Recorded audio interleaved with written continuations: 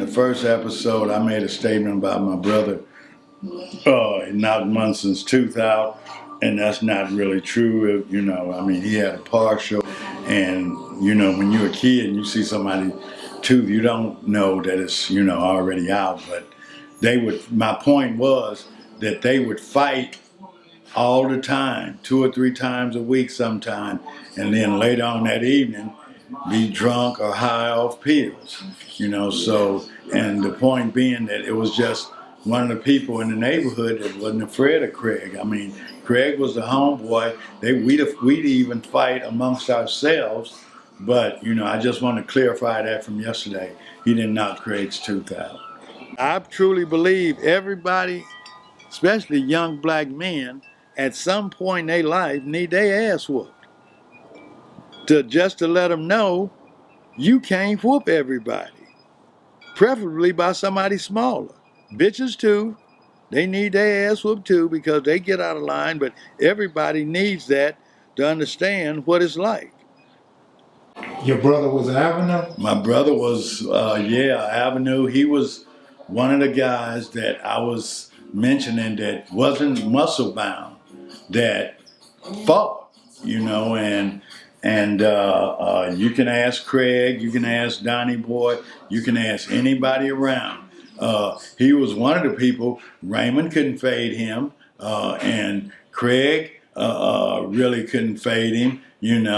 But they fought every day. I wouldn't say there's a winner and a loser, but they fought every day. So, but he was one that not mentioned in a lot of the documentaries because he was killed so soon by a coward, and a coward with muscles. You know something though, man? My father told me this. He said each generation get weaker mentally and emotionally and, physically. That's why you got these kids right now today just playing them goddamn games, won't go outside and play. You know what I'm saying? You used to have to make us come in the house. You got to put these niggas out. Right. You know? You had to put my ass and get me up in the house. Right. Don't get caught without the street lights. That type of shit. Give me a little bit about Willie Lavender. Willie, I didn't meet Willie until we got to Drew. And me and Willie was in the same homeroom at Charles Drew, Mr. Sessoms. And I guess when you're in junior high school, you're 12 or 13. So a lot of the kids that, we would be having rock fights with on the other side of Compton, we all met up at Drew, and a lot of them we became friends because they was cool, and Willie was one of them, had a sister named Minnie, Bobby Lavender, and Jimmy Lavender, and I think Willie was the oldest. And so, I knew Willie was real cool. Like I said on part one, that he has my condolences for his father passing, but Willie was known in Watts, and the Lavender family. Show me that belt. Hell yeah. Champ. What other famous people came out your neighborhood? Roger Mosley, who plays in Magnum P.I., Al Prentice, Bunchy Carter, who Bobby Seale and Huey Newton came down to recruit to start a L.A. chapter of the Black Panthers. Thurman Durden, who was rated number 3 welterweight in the world. The last guy to beat Mike Tyson as an amateur, he didn't come over there on Hooper, but he is over off San Pedro in the 80s. His name is Henry Tillman. They called him Bay. Who else is over there? Bird is well known, One guy from over there that I didn't really remember, but a friend of mine, Bobby Sanders, was telling me he went to a high-class party, and this guy's a judge now, you know. And so I guess he knows a lot of upper class people. And so Bob said he was walking over there to like, hey, what's up, man? Because he remembered him. And some of the people said, wait, who are you? And so the guy that's the judge, oh, man, I know him. You know, he's cool. Mm-hmm. You know, but I tell you who else was from they went to Drew. I don't know.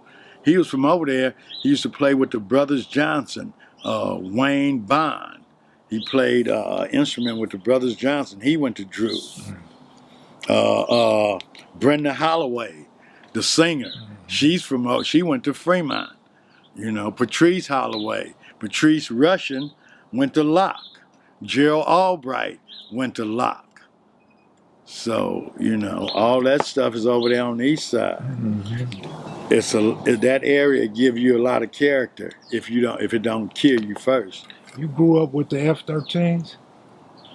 I grew up, they were there, but you know, I mean, not actually with them. I knew we fought Mexican kids back then. The big thing we used to tease each other about the Mexicans was, watch it, they gonna kick you in the nuts. Because they played soccer all the time. They was good kickers. And they'd kick your nuts up. You know, when your nuts go up in your stomach and the sack is just empty, and you're trying to get that shit to come back down. So, that shit kind of hurt. So, you know, but yeah, we fought the Mexicans and each other and older brothers and older sisters and, you know, broken pigeon coops and, you know, houses and, you know, factories and, you know, all type. I never forget the first time I went to jail to Firestone right there on Nadu and Compton. They closed it down. I threw rocks at the police car too. So they arrested me and my father came to get me, and I'll never forget, they had to pull my father off me in the police station. That's real. Yeah, because back then, this shit they call child abuse now, that wasn't child. They know the area you in, you need some discipline. Not just a beating and abuse. I didn't understand it then, but now that may be why I'm still here. But you need your ass whooped when you mess up as a black youngster. If you don't know the difference between right and wrong. This law they got about if you put a bruise on them, that's child abuse. See, a lot of people don't see the big picture in that. That's so the black and the brown youth will grow up without no physical discipline, so they're going to wind up in them prisons that they building today. It's a plan for your ass. And our youngsters don't understand it, so they gone out there. If they don't know their daddy, and their daddy ain't telling them that, he's lacking, because he should know that they using people to fill up prisons. Anytime it's a business, it's to the businessman's best interest to keep that shit filled, because then he's making money. So who you think gonna fill him? Not his kids, ours. And so we as black men gotta stand up, even if it ain't your son, and try to awake the youth. Stop killing each other. You know, it's self-genocide. So whether you're a Crip, a Blood, or whatever you are, you know, we got to come together and solve some of the problems. First, we got to stop killing each other. You know, if you want to fight, take it to the ring.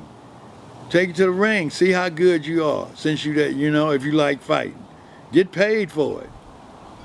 Because you're fighting in the street, even if you do beat somebody up and they can't whoop you, they're going to come back with a knife or a gun because they're a coward and they can't take an ass whooping. You know what I'm saying? But I truly believe everybody, especially young black men, at some point in their life need their ass whooped. Just to let them know you can't whoop everybody.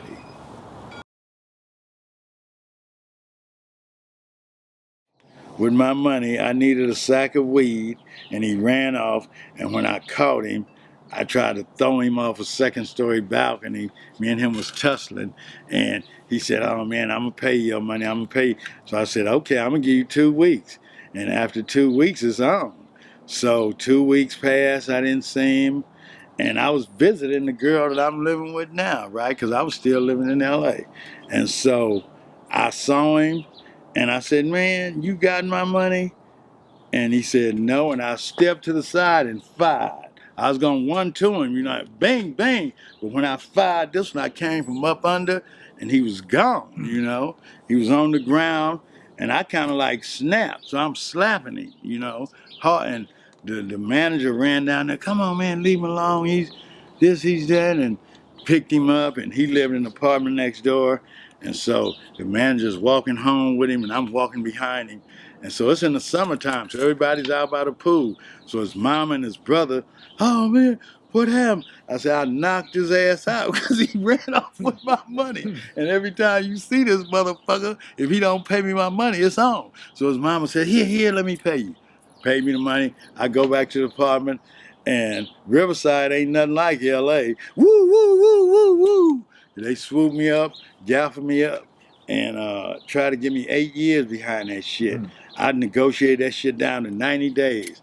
When they did the 90 days and told them, I ain't never paying you the fine, you get in line. Give me my 40 acres.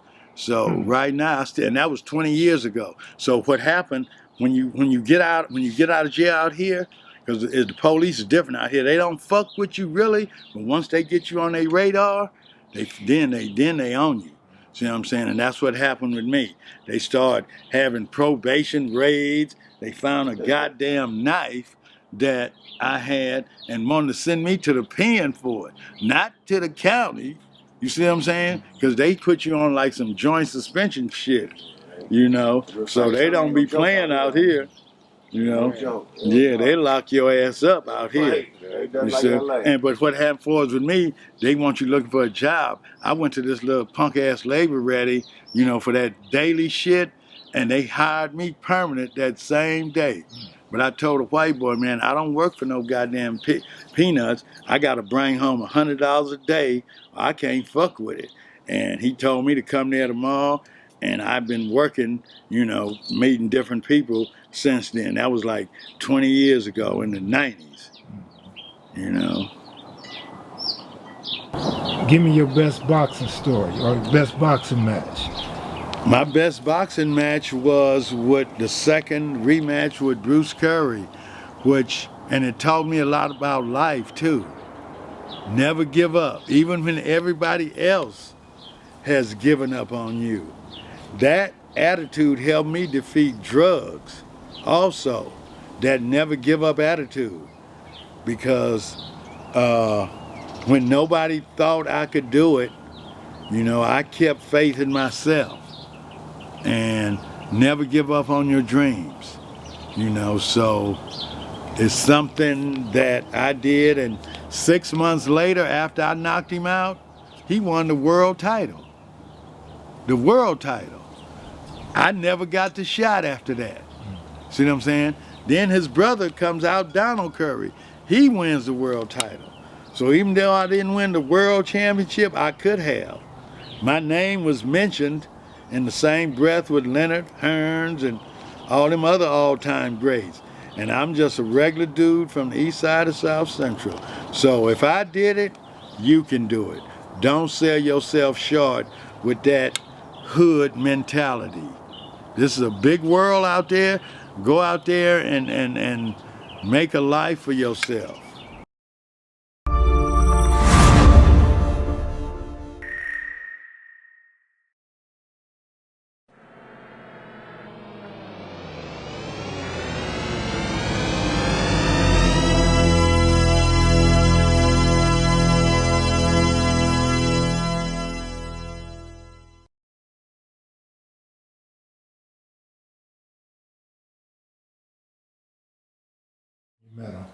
When I met Jamel, I must have been maybe 14, 15, maybe younger. So Jerome is the one put the name Slauson on it after the park. Okay, and that's in 52.